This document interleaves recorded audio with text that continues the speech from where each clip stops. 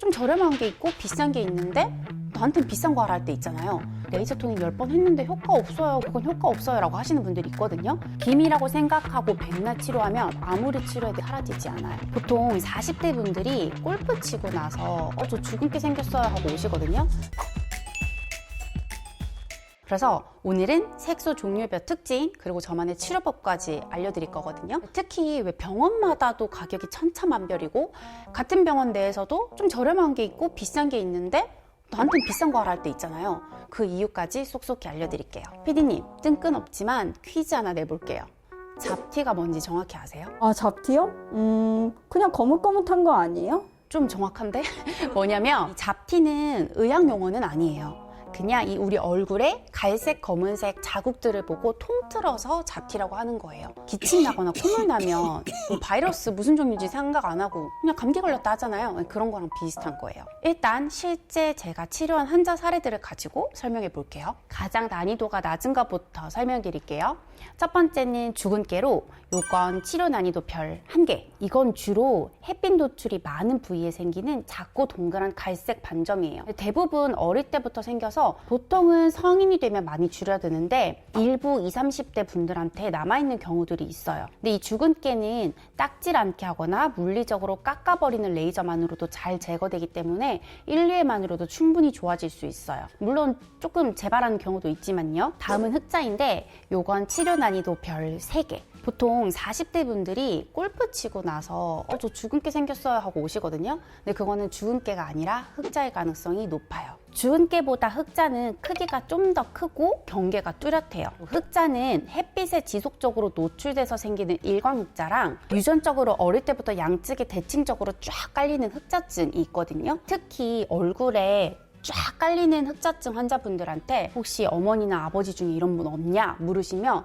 맞아요. 어떻게 하셨어요? 이렇게 대답하는 경우 굉장히 많아요. 흑자의 경우 종류에 따라 치료 난이도가 조금씩은 다를 수 있는데 일단 처음에는 한 번에 딱지 앉아서 제거하는 방식으로 시도를 해보거든요. 이렇게 해가지고 제거가 되면 가장 베스트지만 이후에 색소 침착이 덜어 오는 경우들이 꽤 있어요. 염증은 색소 침착을 만들어 두고 빼는 작업이 필요한 경우들이 있기 때문에 난이도 3을 주었습니다. 다음으로 우리에게 가장 유명하고 또 우리가 가장 알고 싶은 기미인데요. 기미는 치료 난이도 5, 표면에 드러나게 뚜렷한 기미가 있고요. 하얀 식탁보에 간장 흘린 것처럼 옅게 펴져 있는 기미가 있어요. 왜 갑자기 기미는 치료 난이도가 훅 올라가는 거예요?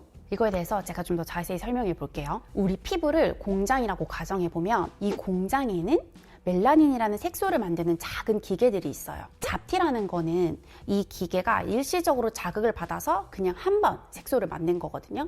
근데 기미는 이 기계들 스위치가 그냥 계속 켜져서 계속 색소를 만들고 있다고 보면 돼요. 더 중요한 건 공장을 둘러싸고 있는 울타리인데 이 울타리가 피부 장벽이거든요. 즉 피부 장벽이 무너지면 외부 자극이 들어오기 훨씬 쉽고 이 기계들도 훨씬 더 민감하게 반응하게 되겠죠. 그래서 기미가 있는 분들은 더운 날 땀을 막 흘리거나 뭐 화장품을 조금만 잘못 바르거나 해도 쉽게 자극되고 쉽게 색소로 이어지게 돼요. 아, 그렇구나. 그러니까 한마디로 기미 치료는 레이저만 해서는 안 된다, 이거죠? 그렇죠. 정확해요. 그래서 기미는 이 울타리, 피부 장벽도 튼튼하게 하고 과민해진 기계를 진정시키는 치료들도 꼭 같이 해야 해요. 피부 장벽을 재생시켜주는 관리라든지 이 과민해진 기계를 진정시켜줄, 즉 피부 전반적인 건강 개선을 해줄 수 있는 치료들을 꼭 복합적으로 해줘야 해요. 저 같은 경우는 LDM이라는 피부 재생 관리를 같이 해드리고 있고 콜라겐들을 재생시켜주는 각종 부스터, 주사 같은 것들이나 고주파 치료 같은 것들도 함께 해주고 있어요. 아, 그래서 기미는 치료 난이도가 별 5개군요. 물론 기미라고 해서 다 치료가 무작정 안 되진 않아요. 어떤 기미의 경우에는 굉장히 많이 옅어져서 거의 티가 안 날 정도까지 되시기도 하거든요. 근데 문제는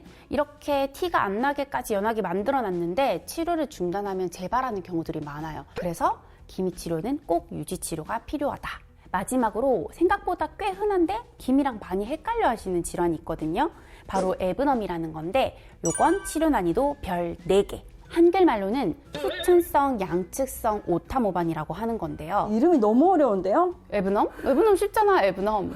진짜 많아서 에브넘을 좀 알고 있으면 좋아. 에브넘은 실제로 환자들 그냥 잡티 사이에 끼어 있는 경우도 꽤 있고, 특히 동양인 여자들한테 굉장히 많이 생겨요. 기미랑 헷갈릴 수 있는 거죠. 맞아요. 그래서 뭐 어떻게 우리가 구분할 수 있냐면, 기미는 펼쳐져 있어. 널따랗게. 근데 이 에브넘은 부위에 따라 다르긴 하지만 특히 이 광대 부위에 동글동글하게 모여 있거든요. 특이하게는 콧망울에 있는 경우도 있어요. 그럼 기미랑 도대체 어떻게 결정적으로 구분하냐? 이게 궁금하잖아요. 사실은 색깔을 보고 구분해야 돼요. 이 에브넘이라는 거는 색깔이 자세히 보면 마냥 갈색이 아니라 약간 회색 빛이 띄어요. 아니면 약간 푸른빛, 푸르딩딩한 요런 걸 좀 띈다 하면 우리가 보통 에브넘이라고 진단을 하죠. 근데 이 에브넘과 기미를 구분하는 게 왜 중요하냐면 치료 방법이 완전히 달라요. 기미라고 생각하고 백날 치료하면 아무리 치료해도 에브넘이 사라지지 않아요. 왜냐하면 이 에브넘은 색소 덩이가 굉장히 커서 이걸 완전히 깨부셔주는 강력한 에너지가 필요하거든요. 그래서 피코 레이저로 치료하시는 분들도 굉장히 많고, 저도 에브넘 같은 병변은 특별히 피코 토닝으로 따로 하거든요. 일반적으로 우리가 말하는 레이저 토닝으로 치료를 하는데 치료 횟수는 10번으로는 부족하고 최소 20-30회는 치료해야 돼요. 치료 기간이 길기 때문에 난이도를 별 4개로 주었습니다. 아, 기미랑 에브넘이랑 완전 다른 거구나. 완전 다르죠? 더 쉽게 말씀드리면 연못이 있는데 기미는 그냥 물고기들이 이렇게 넓게 퍼져 있다고 생각하면 에브넘은 연못 깊은 곳에 동글동글하게 모여 있다. 이렇게 생각하시면 쉬워요. 그럼 치료해주는 의사에 따라서 치료 방법이 달라질 수도 있나요? 그럼요. 어떤 의사는 좀 더 강하게 치료해서 색소 침착이 생긴다 하더라도 이 색소 침착을 점점 빼는 방식으로 치료하는 경우가 있고요. 어떤 분들은 처음부터 아주 보수적으로 서서히 천천히 옅어지게 하는 방법을 선호하기도 해요. 색소 치료는 마치 이 등산로를 정하는 거랑 똑같다고 생각하거든요. 왜 우리가 산에 올라가면 누구나 정상에 가려고 하잖아요. 근데 정상에 가는 방법이 여러 가지잖아요. 보통은 내 체력이라든지 내가 정상까지 도달해야 되는 시간 같은 걸 고려해서 결정하잖아요. 내 체력과 상황에 맞는 등산로를 골라야 안전하게 올라갈 수 있듯이 이 색소 치료도 나에게 맞는 치료 방법을 찾는 게 중요해요. 이런 걸 환자분이 혼자서 정할 수는 없고 피부과 전문의와 충분히 소통해서 어떤 방법으로 치료해야 할지 골라야 해요. 치료 방법이 어떠냐에 따라 가격 차이가 나는 건가요?